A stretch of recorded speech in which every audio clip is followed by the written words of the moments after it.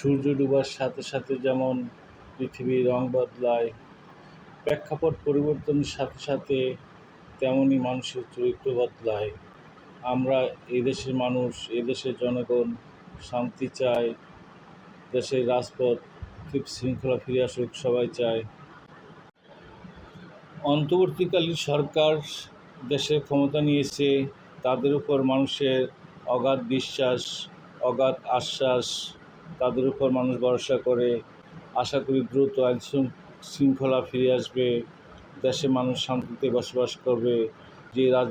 যে সংগ্রাম করেছে, আজ দেশ স্বাধীন, কিন্তু জায়গায় জায়গায় ডাকাতি হচ্ছে, মালামাল লুট হচ্ছে, এগুলা তত্ত্বাবধায়ক সরকারের উপর দাবি জানাচ্ছি যাতে দ্রুত বন্ধ হয়, আইন শৃঙ্খলা দেশ মাঝে ফিরে আসে।